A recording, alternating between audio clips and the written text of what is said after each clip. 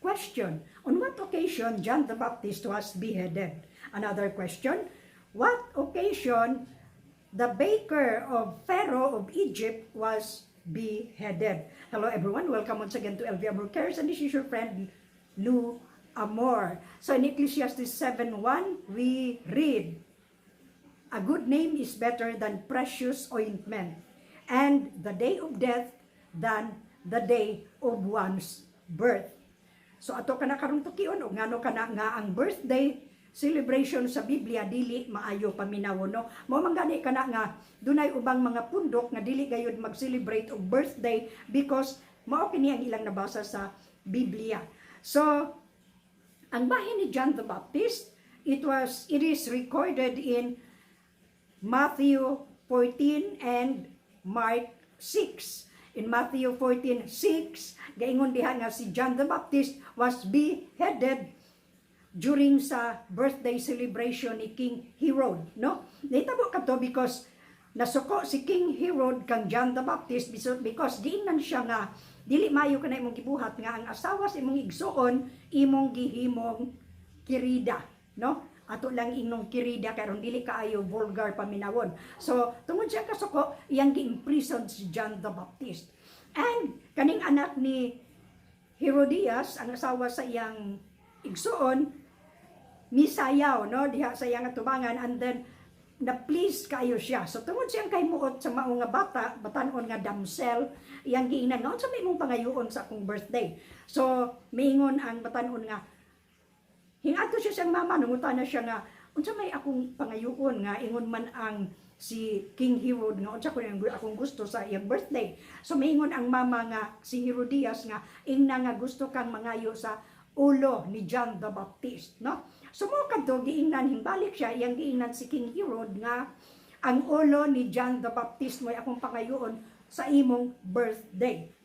Nasubo kayo ni ini si King Herod because dili siya ganahan nga patyon si John the Baptist because may kaybalo siya nga dunay uproar nga mahitabo tungod kay si John the Baptist giisip kana nila nga usa ka propeta. Pero for his oath's sake, tungod sa iyang panaad, iyang gituman ang mao nga saad. Og tuod man sa iyang birthday, iyang gisugo ang iyang mga sundalo nga putlon ang ulo ni John the Baptist og ipabutang sa charger man ang gibutang sa Bible, unsa kana siya, plato baka or whatever, no, basta dito niya gitungtong. So mo kadto ang nahitabo nga usa sa mga hinungdan nganong ang uban ato mga kaigsunan dili mag-celebrate og birthday tungod kay niadtong panahon na kung birthday gani maot gyud ang mahitabo, no?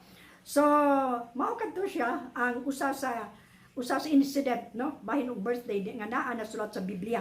Matthew chapter 14, specifically verse 6, o kamaot sa number 6, diha giputlan og ulo si John the Baptist sa birthday ni King Herod.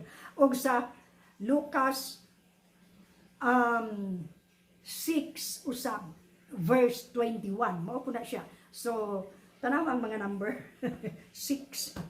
So mao kana, no, sa lain nga bahin way back Genesis chapter 40 verse 20, during sa birthday ni Pharaoh of Egypt, giputlan usab niya og ulo ang iyang baker tungod kay kini nakasala kaniya, no? So mao kadto ang mga hinungdan ngano nga daghang mga napoy mga pundok sa tong mga kigsunan nga dili gyud mo celebrate og birthday, no? So mao kana siya ang mga background niya na. Og naisulat usab sa Ecclesiastes nga mas maayo ang adlaw sa kamatayon kaysa adlaw sa pagkatawo. Dili ako nagsulti ana ha, ang Bible. Tagaan mo na kog mga text kay aron inyong basahon, no? So sa kang John the Baptist, Matthew 14 o Luke 6, unya sa kang Pharaoh, Genesis 40 20, actually kana nga whole chapter. And then sa Ecclesiastes 7:1. So mao kana, no, ang mga verses nato sa Bible nga ang uban dili mo celebrate og birthday tungod ni ana. Tuod man kun ato lang gyud pong tan-awon kanang mag-birthday bitaw diri sa ato so unsa man, di ba daghan kaayo ang mga insidente, mga hitabo nga during birthday nagyoy panghitabo. Example kanang miingon og namatay biya si so ano so, kanus aman, no? Mo na pangutana, kanus siya namatay. Agatong birthday niya. Puno magud kaayo ang sakyanan unya paingon sila sa dagat kay mga ligo mo gina usually basta mag-birthday mga ligo, no? So nagaligo dayon puno ang sakyanan na disgrasya. So usa siya sa naipit og namatay. So birthday kana.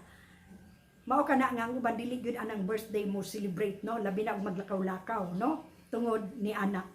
Lain pa nga reason nga no, na ako'y uban nga mingunog, namatay biya si so ano so, nga man, lalumos. Kaya dito man sila sa dagat na ngaligo tungod kay birthday.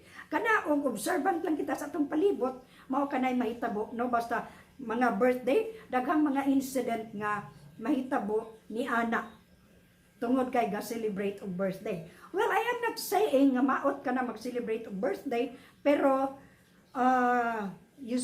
usually naagi nang panghitabo nga dili maayo, no?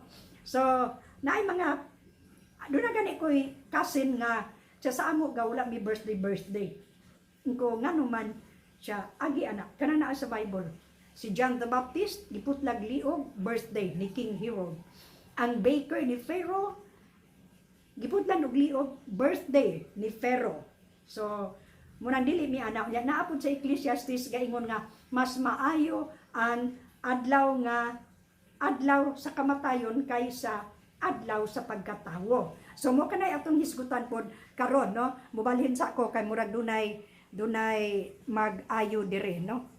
Nganong mas maayo ang adlaw sa kamatayon kaysa pagkatawo? Ang reason ini mao nga ang tawo god ini katawo niya ning kalibutan na makadasma gyud siya daghang kasakit, no? Dili gina siya bed of roses ang kinabuhi, tunukon gina siya. So muna nga mingon sila nga mas maayo ang Bible mo igaingon ha dili kay ako dili kay sila. Moingon ang Ecclesiastes nga the day of death is better than one's birth. No, tungod niya na tungod kay sa kinabuhi daghang magugayong atong dasmagan nga mga kasakit gyud, no? Especially kung dunay mga tawo nga natawo sila nga adunay kapansanan, no? Aduna sila mga kanang physical defect, dili kana siya lalim kung magpakabuhi kita nining kinabuhian, no? Nga daghan kita og depekto. Malupig kita sa kayod, no? Kay tungod kay duna lagi tay kapansanan, no? Pero ato lang yung pugso ng kinabuhi nga mahimong maanindot. Mauna nga ang Biblia nagsulti gayud nga it is better ang pagka matay kaysa adlaw sa pagkatawo. So mao kana ang mga hinungdan nganong naingon kana ni ana. Lain pa ang ato mong kinabuhi while matawo kita dinhi, day 1 pa lang daan sige ra taghilak kay wala kay balwang ginikanan gigutom kita kana lang daang gigutom ta gipaningot na ta tungod kay wala dayon ta patutya wa ta pa nagatas struggle na biya na, no? So mo kana nga day 1 pa lang sa atong pagkatawo wala na ga struggle na ta. So muna ilang giingon nga mas maayo ang adlaw sa kamatayon nganuman tungod kay sa kamatayon anaa diha ang kapahulayan sa tanan nga mga kasakit physical, no? Dili na ta maproblema og asa ta mangitag bugas, dili na ta maproblema og asa kita mangitag sudan pa eskwela sa mga anak o bisan kanang nag-eskwela dili na ta maproblema og pangitag trabaho or unsa pa. So mao kana ang giingon nga mas maayo ang adlaw sa kamatayon kaysa pagpakabuhi. Pero daghan ang dili mo uyon ni anak, no? Kay tungod kay mingon sila nga ay dili ko ang gina, we have to choose life. Of course tinuod na we have to choose life, pero ang giingon diha nga og papilion mas maayo ang adlaw sa kamatayon kaysa pagkatawo. So sumala na sa kong giingon daghan kayo ang mga kaigsuonan ano di ko tingali daghan pero naagi mga pundok nga dili mag-celebrate og birthday tungod ni anak nga mga rason, no? mga tulo lang ka verses sa Bible mo oy ilang gi basihan ni ana og ang background sa istorya ni ana nga tulo ka verses, no? So ilang na suta ilang nakita nga kanang birthday lilipas din yan, no? Pagkaugma wala na birthday. Narabay uban ko natong nga kigsuunan nga mamaylo og kwarta, mananto og kwarta kay i-birthday, which is dili gina siya maayo pod, no? Ug walay kwarta, okay lang. Palit ka diha og usa ka botilyang soft drinks dayon ginanggang saging kaon-kaon. Ang labing importante, mapasalamaton kita sa Ginoo sa lain na usab nga kinabuhi nga naabot, no? So munay uban nga dili lang po mag-birthday, no? Naay mga inanak pod nga wala ra nila ng birth, no big deal, no? Uban la, no big deal. Kiber ng akong birthday, no? So napuy uban nga concern kayo silang birthday nga mag-birthday gyud ko kay mangimbitar ko daghan, no? Bahalag apiki ko. Dili po nato na patuyangan ng rasuna. Bahalag apiki mag-birthday gyud ko. Dili po na siya mao, no? So magpasalamat sa Ginoo nga gipa abot pa ta ni anang adlaw, milahutay pagyud pud kita. Kay kanang pagkinabuhi lahutay man na, no? So we have to choose life bisag unsa pay dangatan sa kinabuhi. Kada abot sa tong birthday, mag-birthday ta. Mag-birthday ta, pasalamat sa Ginoo. Muna i-essence sa birthday. Dili kay magbungga o celebrate. Mangimbitar sa mga silingan nga o kuan na ba po, di ra po katabang magkalisod ta, no?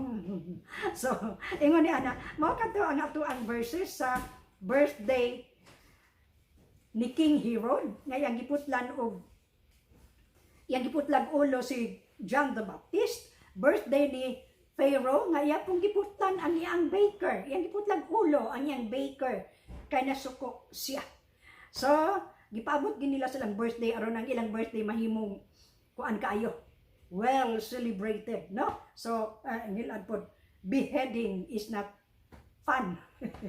So mora kadto, I hope nalingaw mo or do na pud mo napupo sa ato ang sharing karon, no?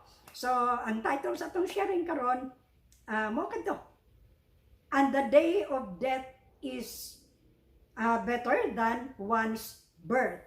Have a good and godly day everyone, o hangtod sa sunod nato nga panagkulo kabildo. Salamat kaayo sa inyo gayud nga pagpaminaw.